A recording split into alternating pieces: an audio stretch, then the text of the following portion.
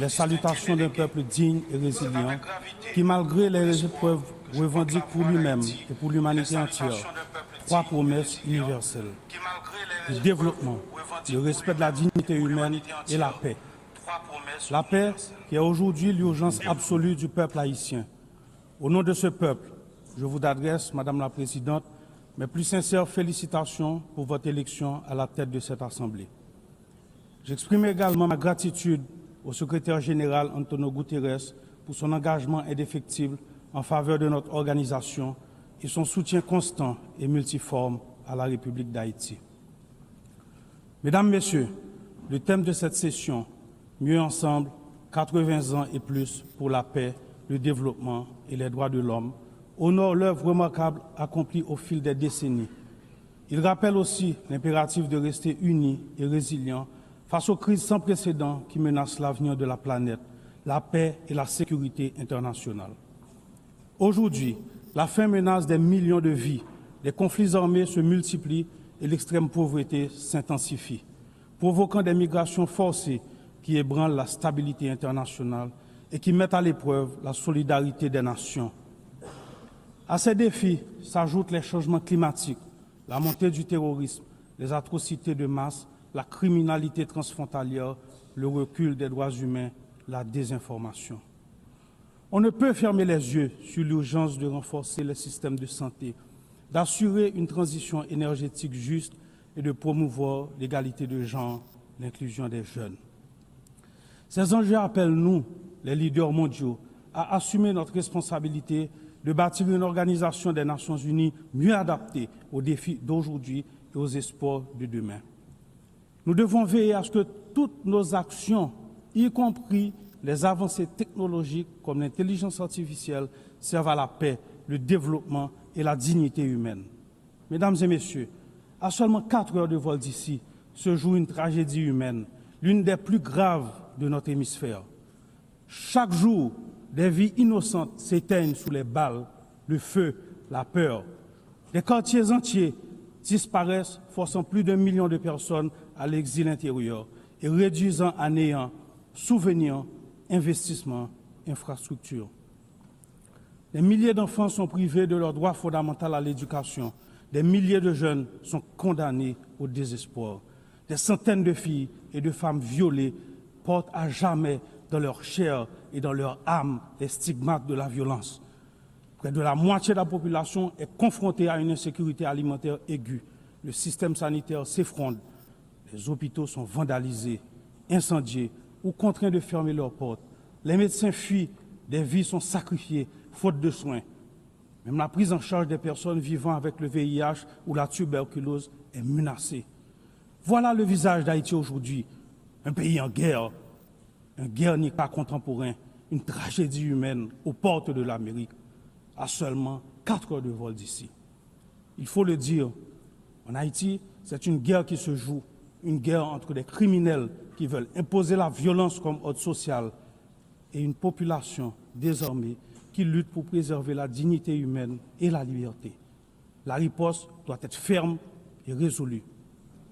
Aujourd'hui, la communauté internationale doit, aux côtés d'Haïti, déployer les grands moyens, pas de demi-mesure, mais une action forte, coordonnée et immédiate.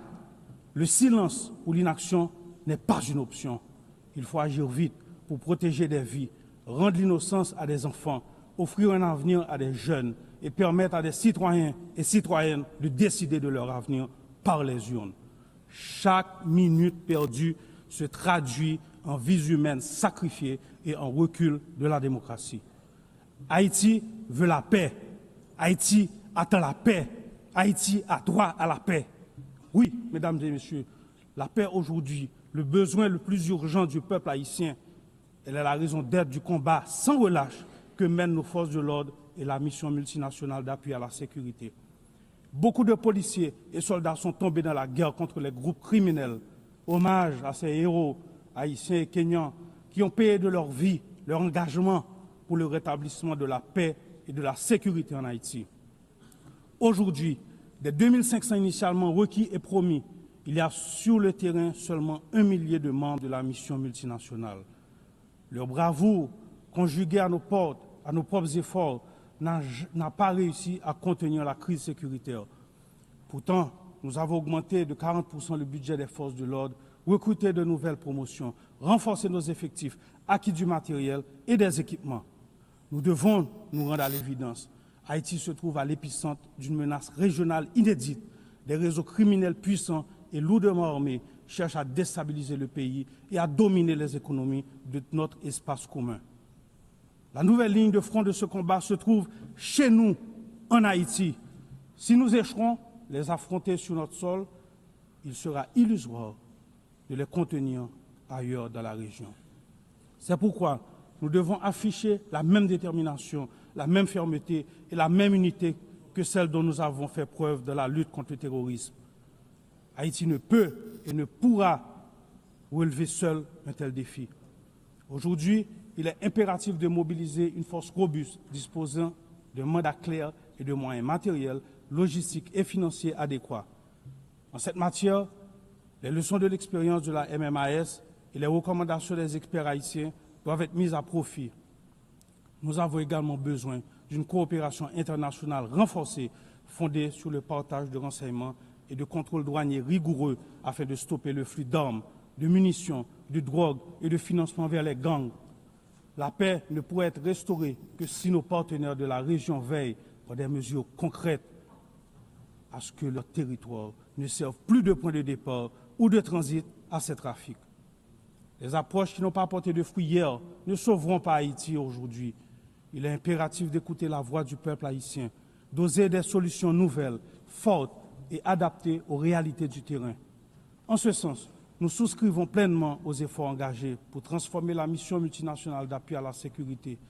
Nous appelons également à la solidarité de toute la communauté internationale et plus particulièrement l'engagement des membres du Conseil de sécurité pour un vote favorable à la résolution établissant une force de suppression des gangs.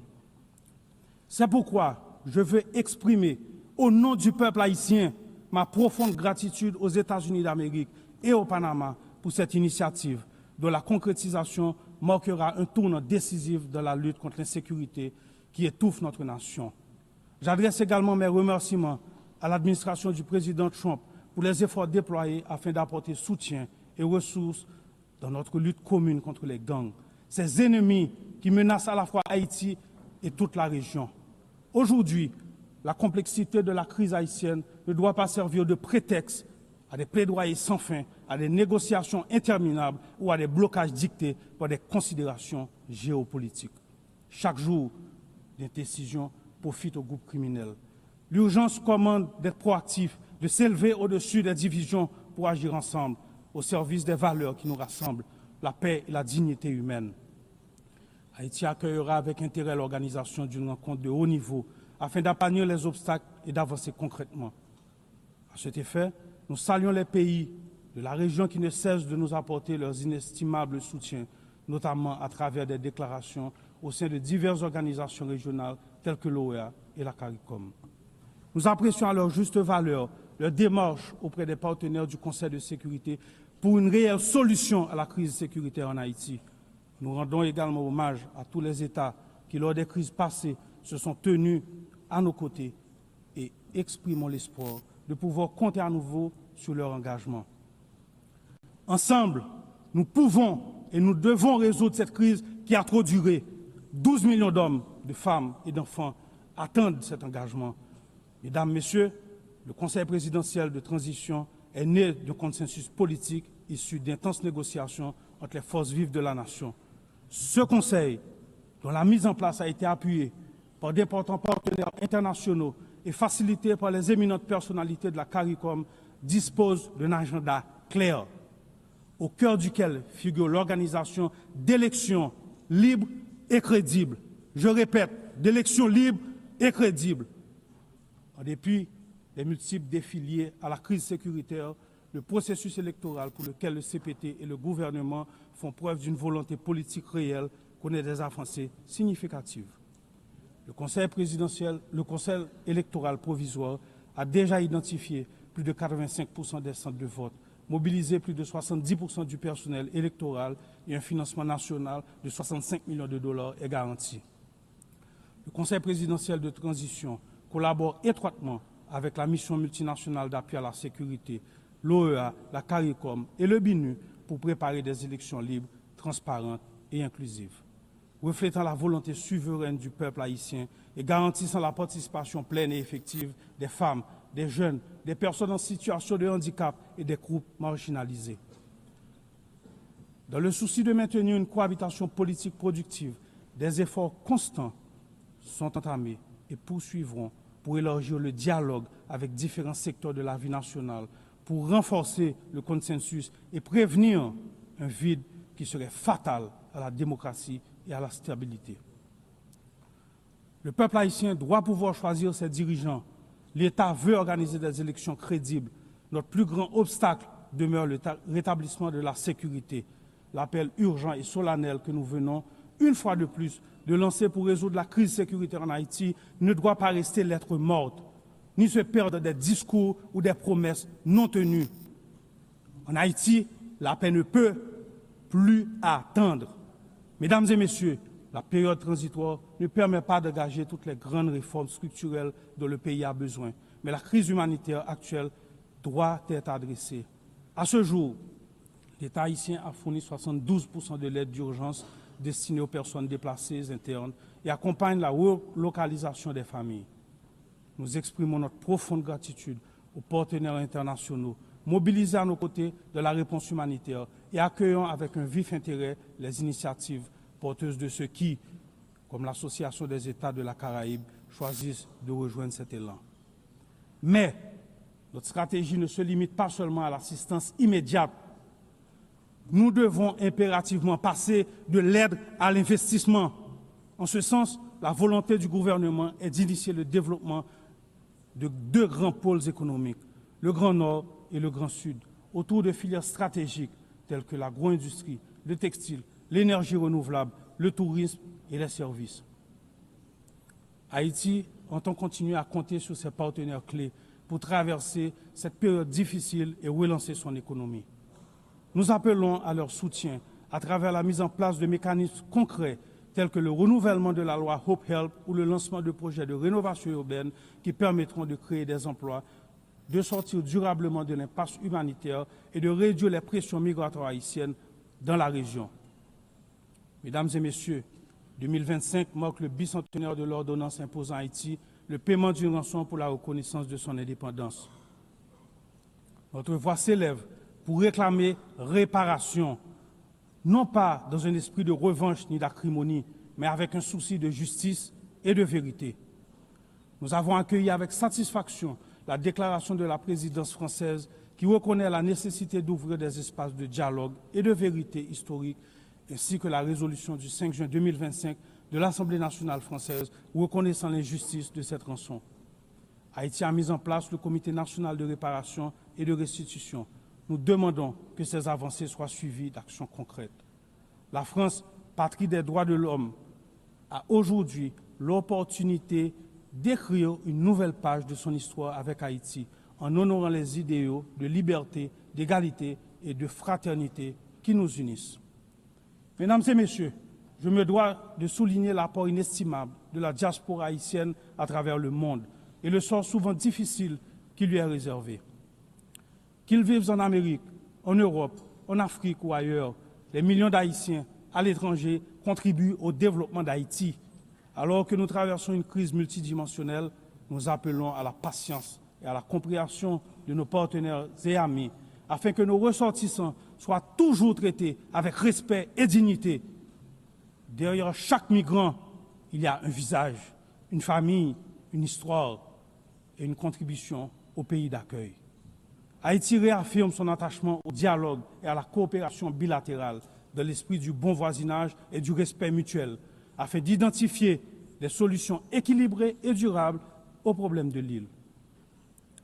La circulation sûre et régulière des biens et des personnes, notamment par voie aérienne, est essentielle à un avenir partagé et à une prospérité commune. Mesdames et messieurs, l'Haïti de demain mérite la paix et la prospérité, un avenir fondé sur un système judiciaire indépendant, une éducation universelle, des soins de santé accessibles à tous et une économie qui offre à chacun les mêmes chances de réussir. Cet avenir exige réformes courageuses, justice indépendante et fin de l'impunité. Nous avons le 16 avril 2025 promulgué un décret instituant 2 pôles judiciaires spécialisés. Un pour la répression des crimes et délits financiers complexes et l'autre pour la répression des crimes de masse et des violences sexuelles. Nous avançons sur leur effectivité. Nous sommes prêts à continuer sur cette voie. Ce n'est pas le moment d'éprouver ce sentiment de Haiti fatigue. La communauté internationale n'a pas le droit de détourner le regard de la situation d'Haïti. Face à l'ampleur de cette crise, le silence ne serait pas neutralité, il serait complicité. Mesdames et messieurs, permettez-moi de rendre hommage au peuple haïtien. Le représenter ici est le plus grand honneur de ma vie. Au-delà de fonction de président du Conseil présidentiel de transition d'Haïti, je suis un citoyen haïtien authentique, engagé et profondément attaché à cette terre. Une terre de liberté et de dignité, de courage et de talent. Haïti n'est pas une nation de résignés. Nous sommes un grand peuple, un peuple solidaire, des femmes et des hommes qui se sont sacrifiés pour leur patrie et pour l'humanité. Haïti n'est pas un territoire livré aux criminels armés, mais une nation debout, composée de familles dignes et résilientes, qui chaque jour, malgré les pires épreuves, luttent pour un avenir meilleur. Je rends hommage à mes compatriotes, qui sont sans conteste parmi les peuples les plus résilients de la terre. Ils méritent mieux. Leur redonner espoir est ma seule mission. C'est pourquoi, en ce moment, je vous appelle à vous tenir aux côtés d'Haïti. Nous devons bâtir la paix en Haïti, pour la Caraïbe, pour les Amériques, pour l'humanité entière. Je vous remercie.